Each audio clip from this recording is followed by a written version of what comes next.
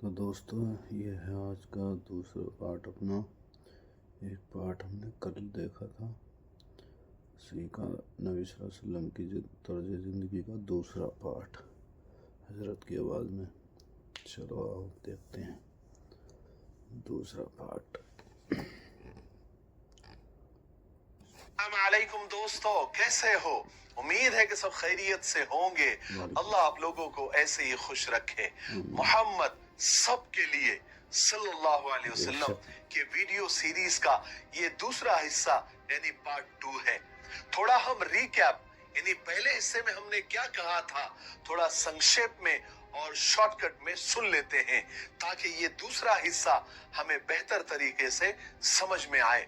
ہم نے پہلے حصے میں سنا کہ مکہ شہر تقریباً 4000 سال پہلے بالکل بنجر کالے پتھروں سے گھرا ہوا ایک لک و دک چٹیل میدان تھا. اللہ کے حکم سے حضرت حاجرہ جو کہ حضرت ابراہیم علیہ السلام کی بیوی تھی انہوں نے اس کو آباد کیا. اس سے پہلے وہاں نہ آدم تھا نہ آدم ذات تھا، نہ پانی کا نام و نشاں تھا نہ ہریالی تھی. تو حضرت اسماعیل علیہ السلام جو کہ حضرت ابراہیم اور حضرت حاجرہ کے بیٹے تھے ان کی ایڑیاں رگڑنے کی وجہ سے اور اللہ کے حکم سے زمزم نکلا اور پانی کا اچھا خاصا انتظام ہو گیا. سب سے پہلے ایک قبیلہ جس کا نام جرہم تھا وہاں پر آیا اور حضرت حاجرہ کی اجازت سے وہاں رہنے لگا. پھر آہستہ آہستہ آبادی بڑھنے لگی. پھر کچھ سالوں کے بعد حضرت حاجرہ کا انتقال ہو گیا. پھر حضرت اسماعیل علیہ السلام کا انتقال ہوا. لوگ بتوں کی پوجا کرنے لگے. ایک وقت ایسا آیا کہ کعبہ میں بت ہی بت رکھے ہوئے تھے، لیکن کعبہ کے جو ٹرسٹی تھے جو متولی تھے وہ بنو اسماعیل یعنی اسماعیل علیہ السلام کی اولاد میں سے ہی تھے. چلیے اب آگے سنتے ہیں. ہوا یہ کہ وقت کے ساتھ ساتھ آہستہ آہستہ کعبے کے ٹرسٹیوں میں جھگڑے ہونے لگے اور چھوٹی موٹی جنگیں بھی ہونے لگی. جیسے آج کل مسجدوں کے ٹرسٹیوں میں متولیوں میں جھگڑے ہوتے ہیں، ٹرسٹی بدل جاتے ہیں یا پھر الیکشن ہو کر متولیان بدل جاتے ہیں. اس زمانے میں جس کی طاقت زیادہ ہوتی تھی وہ اپنی طاقت کے زور پر کعبے کا ٹرسٹی بن جاتا تھا. پھر کعبے کی چابیاں اس کے پاس ہوتی تھی، پھر اس کی حکومت آ جاتی تھی. وہ جسے چاہتا انٹری دے دیتا اور جسے چاہتا نو انٹری کر دیتا. سب سے پہلے یہ چابیاں بنو اسماعیل یعنی اسماعیل علیہ السلام کی اولاد کے ہاتھوں میں ہی تھی. پھر اس کے بعد بنو جرہم کے ہاتھوں میں آئی، پھر امالکہ قبیلے کے ہاتھوں میں آئی، پھر بنو خزاعہ کے قبضے میں آئی. یہ سب قبیلوں کے نام ہیں، ان سب کے ترجموں میں یا اس کے میننگ میں آپ نہ پڑھیں. پھر بیت اللہ یعنی کعبے کی الگ الگ خدمتوں کا سیواؤں کا ڈپارٹمنٹ بنا. جیسے آج کل منترالے بنتے ہیں نا ہر الگ الگ کام کے، ہر کام کے الگ الگ منترالے الگ الگ منصب تھے. جس کو جو بھی خدمت یا ڈپارٹمنٹ یا منترالے ملتا وہ خود کو بڑا خوش نصیب سمجھتا. ان سب عہدوں کو عربی میں مناصب کہتے ہیں اور ایک خدمت کو منصب کہتے ہیں. ان سب خدمت میں ایک بہت بڑا ڈپارٹمنٹ جس کو عربی میں منصب سقایا یعنی پانی پلانے کی خدمت، جس کو آج کل کی زبان میں جل وبھاگ یا پانی پروٹھا بھی کہہ سکتے ہیں، جس کی ذمہ داری ہوتی تھی کہ حاجیوں کے لیے ٹھنڈے پانی کا انتظام کرنا. اب پانی کے انتظام کرنے کی ضرورت کیوں پڑی؟ کیوں یہ ڈپارٹمنٹ بنانا پڑا؟ اس لیے کہ زمزم کا کنواں ان جھگڑوں کی وجہ سے بند ہو گیا تھا. کیوں بند ہو گیا تھا اور کیسے بند ہو گیا تھا؟ اس کی وجہ یہی سب جھگڑے کعبے کے ٹرسٹی بننے کے اور مکہ کے سردار بننے کی چکر میں جب بنی جرہم کی لڑائی ایک قبیلے بنو خزاعہ سے ہوئی تو انہوں نے یہ کنواں مٹی ڈال ڈال کر پاٹ دیا یعنی بند کر دیا. اور بنی جرہم نے مکہ سے بھاگتے بھاگتے بیت اللہ کا کچھ قیمتی سامان چپکے سے اس کنویں میں ڈال کر مٹی سے بند کر دیا اور زمین دوز کر دیا جیسے وہ کنواں تھا ہی نہیں.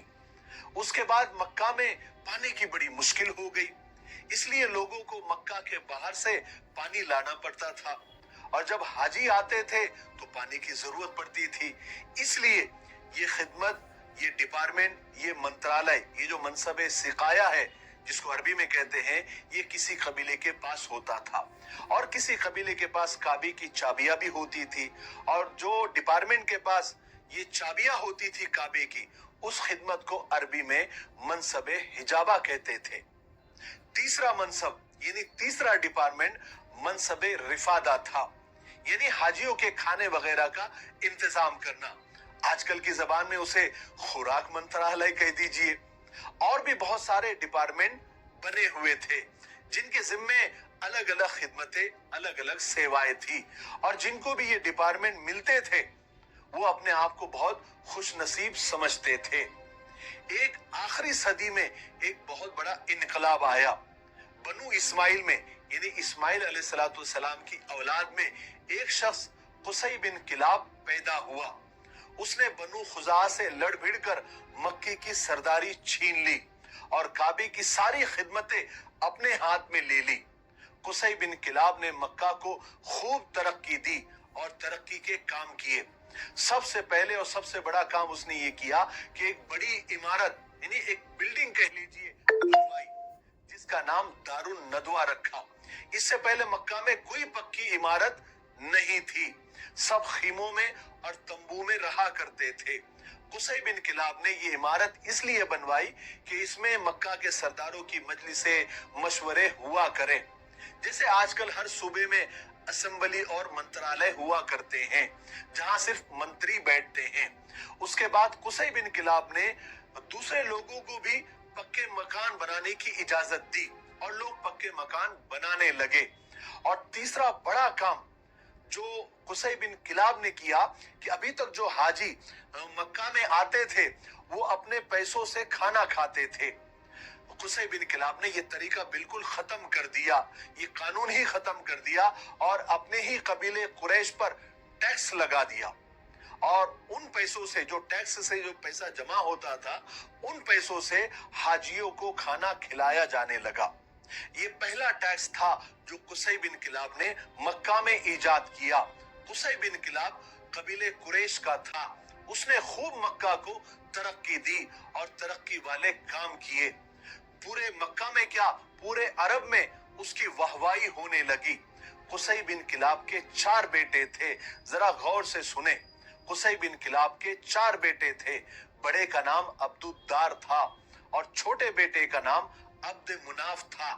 جب قصی بن کلاب بوڑھا ہوا تو اس نے کعبے کے سارے عہدے اپنے بڑے بیٹے عبد الدار کو دے دیے، لیکن کچھ ہی سال کے بعد عبد الدار اور عبد مناف کی اولاد نے یہ عہدے آپس میں بانٹ لیے۔ اس طرح منصب سقایا یعنی پانی کا ڈپارٹمنٹ اور منصب رفادہ یعنی کھانے کا ڈپارٹمنٹ عبد مناف کے حصے میں آیا، اور منصب حجابہ یعنی کعبے کی چابیوں والا منصب اور جنگوں میں جھنڈا سنبھالنے کی خدمت والا جو ڈپارٹمنٹ تھا، یہ عبد الدار کے حصے میں آیا۔ پھر چلتے چلتے جیسے جیسے وقت گزرتا گیا، یہ خدمتیں، یہ ڈپارٹمنٹ آگے ٹرانسفر ہوتی رہی، منتقل ہوتی رہی۔ عبد مناف کے بڑے لڑکے کا نام عبد شمس تھا۔ یہ ساری ذمہ داری بعد میں عبد شمس کے پاس آئی۔ اس کے بعد عبد شمس کے چھوٹے بھائی ہاشم کے پاس آئی، اور یہ ہاشم سرکار دو عالم صلی اللہ علیہ وسلم کے پردادا تھے۔ ہاشم اپنے قوم کے سب سے زیادہ بزرگ، نیک اور عقل مند سمجھے جاتے تھے۔ ان کی شرافت، ان کی سخاوت بہت مشہور تھی۔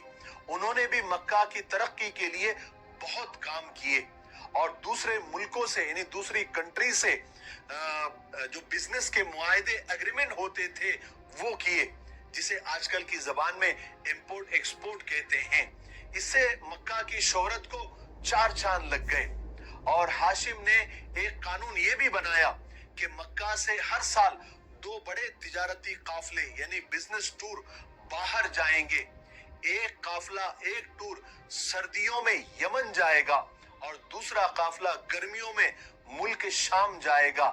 اس فیصلے سے مکہ والوں کو بہت مالی فائدہ ہوا اور سب خوشحال ہو گئے۔ اور ہاشم کے بعد یہ سارے ڈپارٹمنٹ ہاشم کے بیٹے عبد المطلب کے پاس آئے۔ क्योंकि ये हाशिम के बेटे थे और सरकार दो आलम सल्लल्लाहु अलैहि वसल्लम के दादा थे। दरअसल ये इनका हक भी था।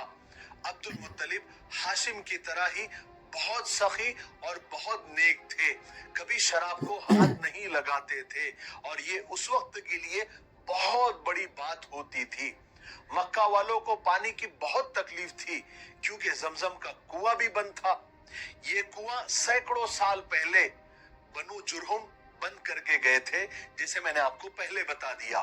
अब लोग तो ये भी भूल गए थे कि यहाँ कोई कुआं भी था। एक रात हुआ ये कि अब्दुल मुत्तलिब रात को सोए और ख्वाब में देखा तो एक शख्स पुकार पुकार कर और चिल्ला चिल्ला कर अब्दुल मुत्तलिब से कह रहा था कि जाओ जमजम का कुआं खोद डालो, जाओ जमजम का कुआं खोद डालो। तो अब्दुल मुत्तलिब ने ताज्जुब के साथ ख्वाब में ही उस पुकारने वाले शख्स से पूछा कि ये जमजम क्या है।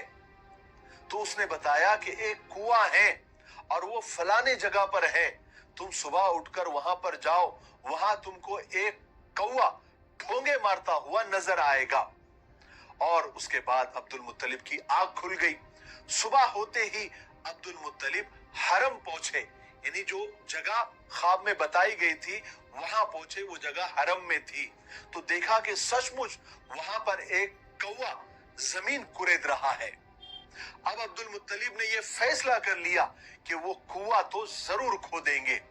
मगर जब उन्होंने कुरैश से यानी अपने कबीले वालों से इसका जिक्र किया, अपने ख्वाब का जिक्र किया, कुएं का जिक्र किया और कुआं खोदने की बात की, तो वो लोग तैयार नहीं हुए। और खुद तो तैयार नहीं हुए, अब्दुल मुत्तलिब को भी मना करने लगे। मगर अब्दुल मुत्तलिब अपने फैसले के पक्के थे। वो तो फैसला कर चुके थे कि वो कुआं तो जरूर खोदना है। उस वक्त अब्दुल मुत्तलिब को सिर्फ एक बेटा था जिसका नाम हारिस था। उस वक्त अब्दुल मुत्तलिब को ये ख्याल आया कि काश मेरे 10 बेटे होते तो मुझे दूसरों के पास जाने की नौबत ही नहीं आती।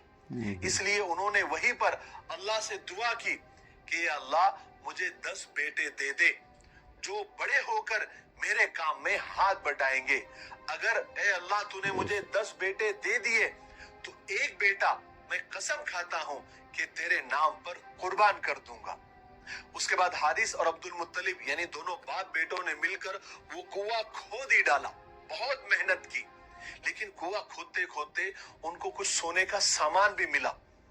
जो मैंने आपको पहले बताया था कि जो कबीले बनु जुरहुम था, वो मक्का से भागते हुए उन्होंने कुछ कीमती सामान काबे का उस कुएं में दफन करके मिट्टी से उस कुएं को जमीन दोज कर दिया था। तो इस वक्त अब्दुल मुत्तलिब को कुआं खोदते वो सारा सामान मिला। अब्दुल मुत्तलिब ने वो सारा सामान लेकर काबे को खूब सजाया और फिर कुआं खोदने लगे। और कुआं खोदते ही पानी का चश्मा उबल पड़ा, वो तो जमजम था। फिर कुछ दिनों के बाद में, कुछ सालों के बाद में अल्लाह ताला ने अब्दुल मुत्तलिब की दुआ कबूल फरमाई और अब्दुल मुत्तलिब को 10 बेटे अता किए। जब सब बेटे जवान हुए तो अब्दुल मुत्तलिब को अपनी कसम पूरी करने का ख्याल आया। क्या कसम थी? कि एक बेटे को अल्लाह के नाम पर जुबा करने का। अब्दुल मुत्तलिब ने कसम पूरी करने का फैसला किया और सब बेटों के नाम का कुरा डाला। उस वक्त तो जो भी कुरा अंदाजी यानी चिट्ठियां, जिसको हम चिट्ठियां डालना बोलते हैं, तो सब बेटों का नाम लिखकर वो कुरा अंदाजी की। तो उस कुरे में कुर्बानी के लिए किसका नाम आया? सबसे छोटे बेटे अब्दुल्ला का नाम आया। और ये अब्दुल्ला सरकार दो आलम सल्लल्लाहु अलैहि वसल्लम के वालिद थे, अब्बू थे। अब वीडियो काफी लंबा हो रहा है, इसलिए आज हम दूसरे हिस्से में यहीं पर रुक जाते हैं। इसके आगे हम इसके आगे की बातें, इसके आगे के वाकयात आपको तीसरे हिस्से में इंशाअल्लाह बयान करेंगे। तो आप थोड़ा सा इंतजार करें, इंशाअल्लाह बहुत जल्द ही तीसरा हिस्सा आपके सामने हाजिर होगा। तब तक आप इस वीडियो को देखें। अगर आपको ये मालूमाती लगता है और आपको अगर बहुत कुछ सीखने को मिला है तो आपका ये फर्ज बनता है कि इस वीडियो को आप आगे शेयर करें, जैसे आपने हमसे वादा किया था कि हर वीडियो देखने वाला इस वीडियो को 5 लोगों को शेयर करेगा। मेरे लिए दुआ करते रहे और सारी इंसानियत और सारी उम्मत के लिए खैर की दुआ करते रहे। अस्सलामु अलैकुम व रहमतुल्लाहि व बरकातुहू। वालेकुम अस्सलाम व रहमतुल्लाहि व बरकातुहू। अस्सलाम वालेकुम। तो गाइस ये था पार्ट 2। जमजम का कुआं भी खुद गया है। अब नबी सल्लल्लाहु अलैहि वसल्लम के जो वालिद थे उनकी कहानी बताएंगे हज़रत। तीसरे पार्ट में देखते हैं इंशाल्लाह, उसको कल देखते हैं उस पार्ट को।